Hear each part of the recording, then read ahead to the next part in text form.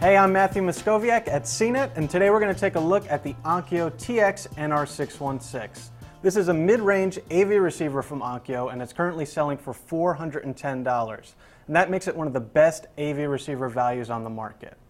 Now, the design is nothing special on the Onkyo. This is a big, bulky AV receiver, and the front panel doesn't look quite as refined as models from, say, Denon or Marantz.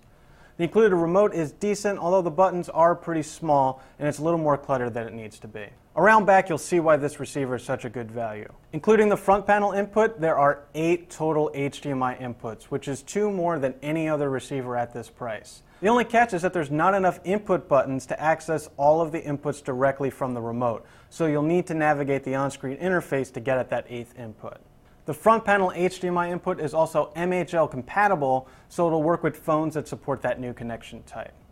There's also an Ethernet port on the back, and that gives you access to all of Onkyo's built-in streaming audio services. There's Spotify, Pandora, Rhapsody, Slacker, Last.fm, Internet Radio, and DLNA streaming, which is a better selection that you'll get on most competitors. You'll notice that there's no built-in AirPlay support, although with the Onkyo's low price you can easily add an Apple TV, which is going to give you a lot more functionality than just AirPlay. And if you don't have Ethernet in your living room, Onkyo offers a small Wi-Fi dongle for around $25, which is a lot less than other receivers' wireless solutions. The user interface for all these services is decent compared to other receivers, but it looks a little out of date compared to something like an Apple TV or an Xbox 360. Luckily, you can skip the on-screen interface and use Onkyo's smartphone app instead, which actually works pretty well, although it can be a little buggy at times. We had CNET's resident golden ear, Steve Guttenberg, take a listen to the Onkyo sound quality.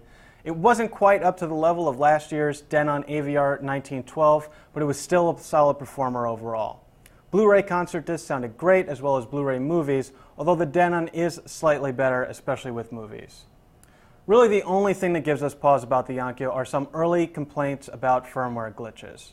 We didn't run into any major problems with our review sample with the latest firmware loaded up, but some buyers have definitely had issues. But that doesn't hold us back from thinking the Onkyo is still a tremendous value overall, with tons of HDMI inputs, a cheap Wi-Fi adapter, and lots of streaming media services. If you're looking to buy an AV receiver, this model or one of Onkyo's step-down models should be on your short list. I'm Matthew Moscoviak, and this is the Onkyo TX NR616.